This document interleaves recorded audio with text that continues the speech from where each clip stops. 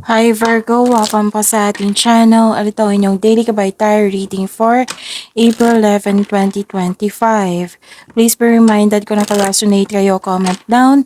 Kung hindi kayo naka-resonate, ibigay niyo po sa iba kasi general reading po ito. This is for you, Virgo, ngayong April 11, 2025.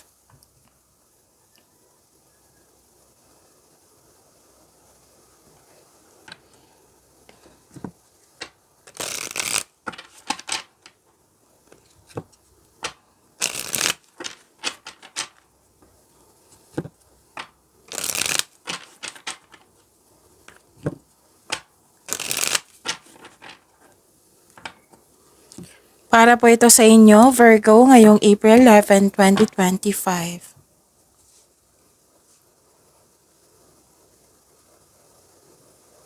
Maraming salamat po sa inyong patuloy na suporta at maraming salamat din po sa mga hindi nag-skip ng ads. Gamitin ang reading na ito bilang gabay lamang sa mga hindi pa nag-subscribe, subscribe na po kayo at click bell notification para malaman nyo na may bago tayong video. Para sa mga gusto magpa-reading po, may lumabas dyan sa screen nyo ngayon, panoorin nyo po at sundin ang instruction.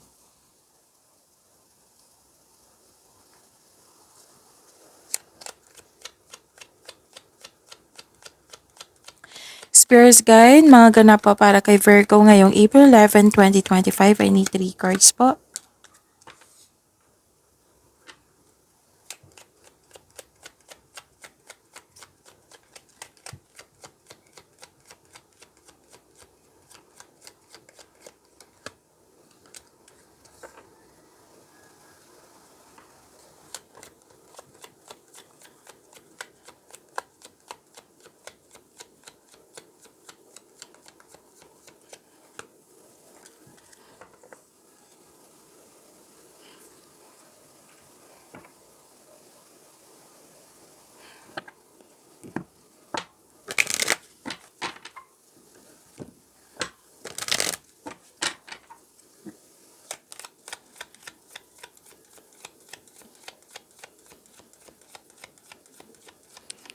Spirits Guide, Angels, Archangels, Guardian Angels, message pa para kay Virgo ngayong April 11, 2025.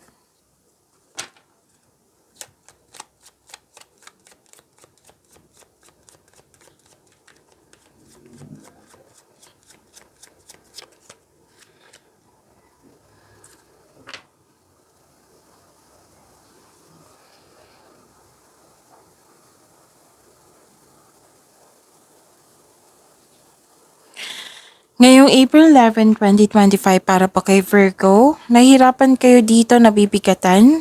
Pwedeng you felt guilty, you felt guilt, may sacrifice, pwedeng nahihirapan sa paggawa ng desisyon, pwede din nahihirapan kayo sa isang tao or sa isang sitwasyon. Pero wag kayong mag-alala kasi may happiness naman ako nakikita dito at may success at may positive outcome. Tapos, sinamahan ka ng favorite person mo, nagbigay ito ng loyalty and support sa iyo. At may nakita rin ako dito, may bago kayong kasamahan, pwedeng gamit din. At magaan ang loob mo sa kanya. At na, pwedeng gamit ito or pet na nabibigay ng pamper sa iyo.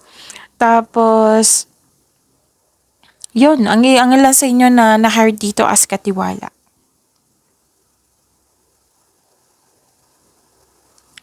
Sabi pa ni Archangel Uriel, yes, your idea is divinely guided. Please take action to bring your idea to fruition. And teaching and learning, sabi pa ni Archangel Zadkiel, keep an open mind and learn new ideas, then teach these ideas to others.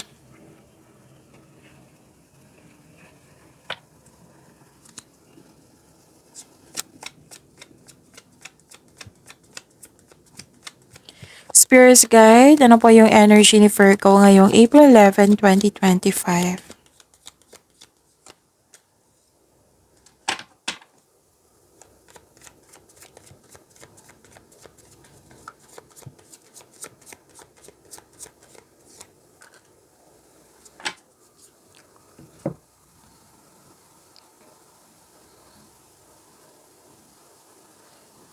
Kung may narinig kayo or may nakita kayong repeating message, for example, nanood kayo ngayon ng April 10 and April 11 video reading nyo, Virgo, at may napansin kayong repeating message. So, ibig sabihin yan, pinupush ng cards yung yan na kailangan nyo bigyan ng atensyon, solusyon at aksyon. Remember, Virgo, at the end of the day, alam mo na ikaw lang taong may kakayahan at responsable na gumawa ng sarili mong katotohanan at kinabukasan. So, ano yung energy ni Virgo?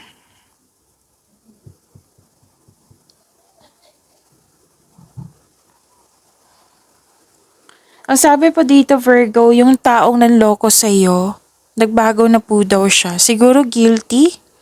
Oo, nagbago na po daw siya. Tapos, may ganap dito na hindi mo na kayang mag-isa or akuhin lahat yung responsibilidad. Pwede? Basta hindi mo kayang mag-isa or akuhin lahat. May hindi nagkasundo dito. Hindi kayo nagkasundo sa isang tao. At may nakita rin ako ditong um, nalilito ka sa paggawa ng desisyon, which is nag-clarify siya dito ha, yung feeling guilty, nalilito ka sa paggawa ng desisyon, may failure dito sa relationship or connection sa isang tao, or hindi nagkaroon ng balance sa inyong sitwasyon, sa isang tao, naging dependent yung tao sa iyo. So to fix them, balance, look inward to see where you can find the source of this harmony.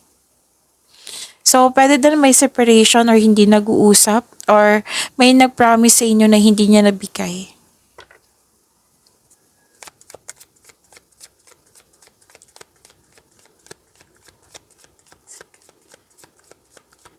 Career and money po. Career and money po ni Virgo ngayong April 11, 2025.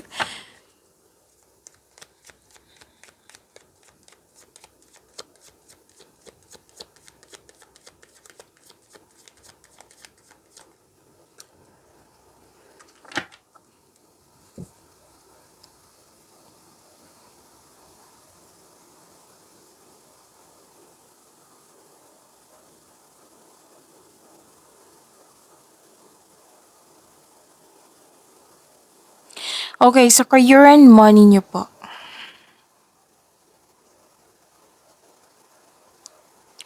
This is, generosity, nagkaroon ng pagkakaisa. May bata dito or mas bata pa sa iyo na nagbibigay ng inspiration sa iyo or maaring tutulungan mo itong taong ito. At may very supportive dito na grupo ng tao na nagbibigay sila ng motivation sa iyo nang siyang dahilan magkakaroon ka ng focus sa pag-achieve ng goal mo. Actually, busy ka dito. Maraming nagtatanong, maraming increase, may parating na opportunity, tapos may offer din na new business. So, may bagong simula dito. So, ang nakikita ko dito, success and new doors opening, opportunities po.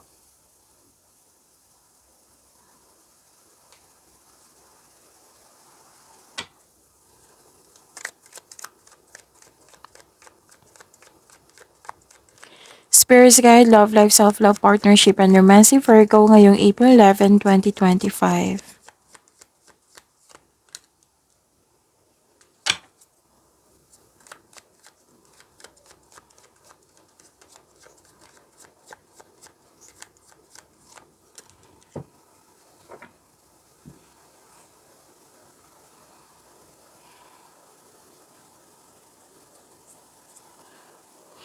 Okay, may nakita ko ditong restlessness, avoiding self-reflection. Walang pahinga, ayaw mo magpahinga, wala kang tulog, ayaw mo rin matulog kasi hindi ka kampante. Parang nagtatago ka instead of facing the reality. Para din hinahayaan mo ang tao na saktan ka. Kailangan nyo na magkaroon ng time for reflection dito para magkaroon ng solusyon po. At the end of the day, magkakaroon naman ng balansa dito, which is good. Magkakaroon ng pagkakaisa. If you're single, huwag pilitin na magbuo kayo ng relasyon na hindi nakatadhana sa iyo. Huwag kayong mag-alala kasi may ibibigay ang universe sa iyo. The universe is working behind the scenes to bring romance into your life. So, magtiwala, have faith, trust sa divine timing. May tao talagang nakatadhana sa iyo. Sa mga marelasyon sa buhay mag-asawa, may emotional intense na mangyayari. Magkakaroon ng trust. What I meant is, ang taas ng trust level nyo sa isa't isa, this may lead to the next level sa inyong relasyon. So, may pagkakaisa na dito, may moderation, may combination of forces, may realization. Pagyamanin nyo po yung blessings sa binigay sa inyo, Virgo. See you tomorrow. Please like, subscribe, and click po button for notification para updated po kayo sa daily tarot reading natin. Maraming salamat po.